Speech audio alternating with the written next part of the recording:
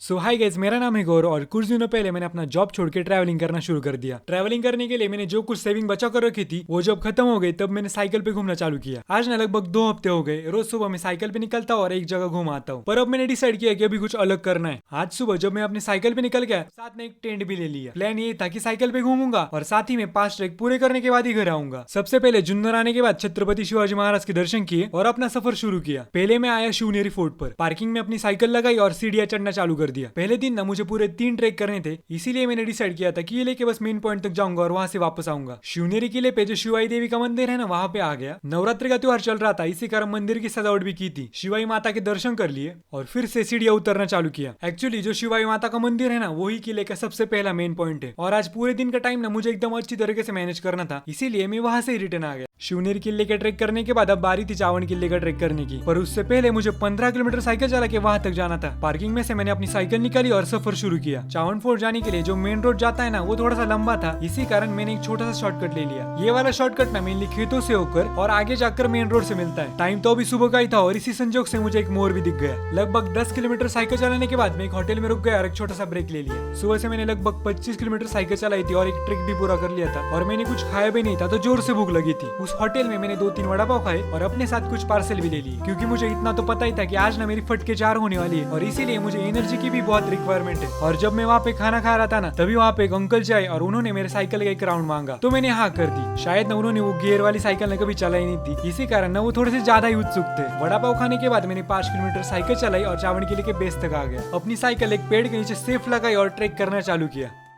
वैसे तो चावड़ी किले का जो ट्रैक का रास्ता है ना वहाँ पे सारी सीढ़ियां बनी हुई है, पर जो सबसे ऊपर वाली सीढ़ियां है ना उनकी हाइट काफी ज्यादा है। सिर्फ 10-12 सीढ़ियां चढ़ने के बाद ही थकावट महसूस होने लगती है और वो सारी सीढ़ियां चढ़ने के बाद आता है किले का मेन एंट्रेंस। पत्थर में तराशे के दरवाजे के ऊपर ना एक छोटी सी गणेश जी की प्रतिमा है। उसके दर्शन करने के बाद मेरा टास्क पूरा हो गया। फिर मैंने सीढ़ियां उतरना शुरू किया और कुछ ही देर में नीचे भी पहुंच गए। अब यहाँ से मुझे तीसरा दिन का आखिरी ट्रैक करने के लिए जीवधन फोर्ट पे जाना था, पर उससे पहले मुझे अपनी साइकिल पे 15 किलोमीटर की दूरी तय करनी थी। सुबह से मैंने लगभग 25 किलोमीटर साइकिल चलाई थी और 2 ट्रैक भी पूरे लिए थे, इसी कारण मेरी एनर्जी भी बहुत ड्रेन हो गई थी। फिर मैंने अपने कान में ईयरफोन डाले और कुछ मोटिवेशनल सॉन्ग लगाए ताकि मुझे थोड़ा सा तो मोटिवेशन और एनर्जी मिल जाए। जीवधन फोर्ट आते आते मेरी साइकिल की गति बहुत धीमी हो गई थी और मैं काफी थक गया था। पिछले टाइम जब मैं जीवधन आया था तब मैं एक चाचा के घर गया था। उनके घर पहुंचने के लिए मुझे लगभग 2 घंटे लगे। वहां जाकर सबसे पहले मैंने अपनी साइकिल लगाई और कुछ देर आराम किया।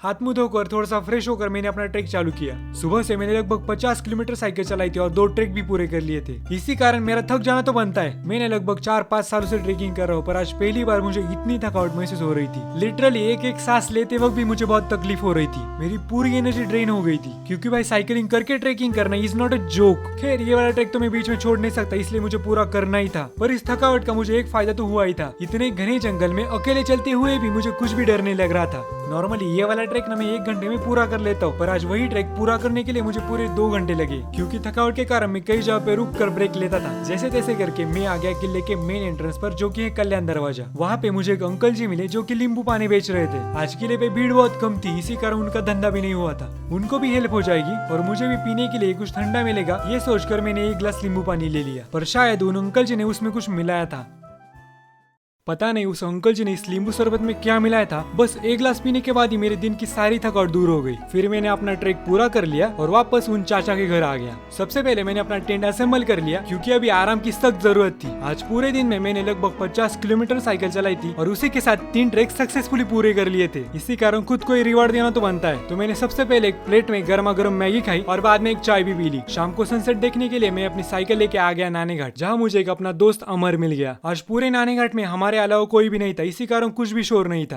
हर तरफ बस गहरा सन्नाटा। दिन भर की थकावट के बाद अब जाके मुझे थोड़ा सा सुकून महसूस हो रहा था। ऐसे लम्हे ना लाइफ में बहुत कम आते जब हम एक्चुअल में बहुत ज्यादा सेटिस्फाइड फील करते।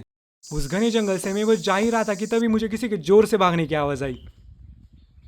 सुबह जल्दी उठकर सबसे पहले अपना टेंट समेटा, साइकिल को कसकर बांध लिया, 1 कप चाय पी ली और मैंने अपना रास्ता नापना शुरू किया। आज इस साइकिल सफर का मेरा दूसरा दिन है और आज भी मुझे लगभग 50 किलोमीटर साइकिल चलानी है और उसी के साथ 2 ट्रैक्स भी पूरे करने। सुबह सवेरे गांव में हलचल शुरू हो गई थी। धूप कम थी तो कुछ किसान भाई अपने खेत में एक फसल के हार्वेस्टिंग का काम कर रहे थे। कुछ महिलाएं अपने सिर पर दूर किसी कुएं से पानी भरवा कर ला रही थी। वैसे गाँव में ना सुबह की वाइब काफी अच्छी होती है, इसी कारण मुझे साइकिल चलाने में भी काफी मजा आ रहा था। पूरे 20 किलोमीटर साइकिल चलाने के बाद मैं आ गया नीमगिरी फोर्ट फोर्ट के बेस तक। मेरी साइकिल एकदम सेफ रही, इसी कारण मैंने उसे एक घर के आंगन में लगाया। सुबह से बस एक चाय के अलावा मैंने कुछ भी खाया नहीं था, तो जोर की भूख लगी थी। इस गाँव में आने के बाद मुझे ये पता चला कि ये गाँव तो इतना छोटा है कि यहाँ पे एक भी ऐसा प्रॉपर होटल नहीं है जो आज खुला हो सकता है। और मेरे बैग में पेट भरने के लिए बस कुछ बिस्किट्स थे, तो मुझे उसी से ही काम चलाना पड़ा। बिस्किट खाकर मैंने अपना ट्रैक शुरू किया। सबसे पहले तो मुझे ये मंदिर लगा, पर उस मंदिर के तुरंत बाद घना जंगल शुरू हो गया। इतने घने जंगल में ये आवाज सुनने के बाद मैं तो काफी डर गया था, पर गौर से देखने के बाद मुझे पता चला कि ये तो बस एक हिरन है और ये मुझे देख के डर के भाग रहा है। पर फिर भी मेरे अंदर का डर पूरा चला नहीं गया था, तो मैंने जल्दी जल्दी ट्रैक करना शुरू किया और जितना जल्दी हो सके फोर्ट के टॉप पे आ गया। रास्ते में मुझे कुछ पत्थर को काट कर बनाई गई सीढ़ियां लगी और इनकी हाइट ना नॉर्मल सीढ़ियों से कुछ ज्यादा ही थी। इसी कारण इंसान थोड़ी सी सीढ़ियां चढ़ते ही थक जाता है। ऊपर आने के बाद मुझे फिर से भूख लगी, तो मैंने बैग में जो लड्डू और चकली लाई थी ना उसे खा लिया। अब ना धूप बढ़ने लगी थी, तो मैंने जरा भी टाइम पास नहीं किया और जल्दी से नीचे उतरना शुरू किया, क्योंकि मैंने स्टार्टिंग में यही डिसाइड किया था कि ये लेके मेन पॉइंट तक जाऊंगा और वहां से नीचे आ जाऊंगा। जैसे ही मैं किला उतर कर नीचे आ गया और अपनी साइकिल लेकर निकलने वाला था कि तभी मुझे दिखाई दिया कि आगे वाले टायर की हवा चली गई है। अब पहले ना मुझे ये जानना था कि बस हवा चली गई है या फिर टायर ही पंक्चर हो गया। तो मैंने उस गाँव के लोगों को पूछना शुरू किया कि यहाँ पर पंक्चर की दुकान कहाँ है, और उन्होंने ये कहा कि इस गाँव में ना कोई भी पंक्चर की दुकान नहीं है और किसी भी टायर का पंक्चर निकलवाने के लिए वो 10 किलोमीटर दूर एक गाँव में जाते हैं। अब मेरे सामने ना बहुत बड़ी समस्या आ गई थी।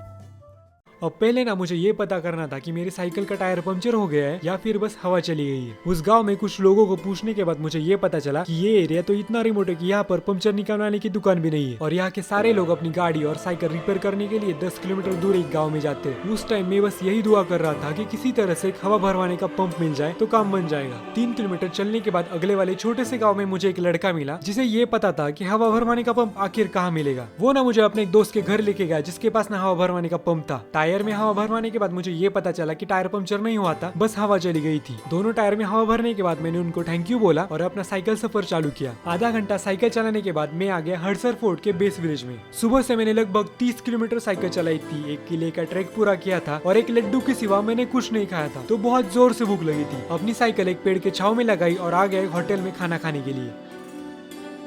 उस होटल में जाने के बाद मैंने अपने लिए एक प्लेट पोहे मंगवाए और अपनी पेट की आग शांत कर ली। कुछ देर आराम करने के बाद मैंने हडसर के लेकर ट्रैक चालू किया। लगभग कल सुबह से मैं बस साइकिल चला रहा था और ट्रैक कर रहा था, इसी कारण बहुत ज्यादा थक गया था। जैसे तैसे करके मैंने 2 घंटे में ये ट्रैक पूरा कर लिया। अब बारी थी घर जाने की। दोपहर हो गई थी तो धूप भी बहुत बढ़ गई थी। इतनी धूप में साइकिल चलाने की मुझे जरा भी इच्छा नहीं थी और धूप कम होने तक यहाँ पे रुक के क्या करूंगा ये भी बड़ा सवाल था। तो मैंने क्या किया, पॉकेट में से अपना रुमाल निकाला और नाक कान पूरा ढक दिए। आज ना सच में जिंदगी मेरा इम्तिहान ले रही थी और इतनी सारी डिफिकल्टीज फेस करते हुए मेरी तो पूरी फटी पड़ी थी। खैर ये ट्रिप पूरा करने के बाद मैंने अपना साइकिल सफर क्विट कर दिया और अब नए अंदाज से नए ढंग से ट्रैवल करेंगे ये मैंने तय कर लिया।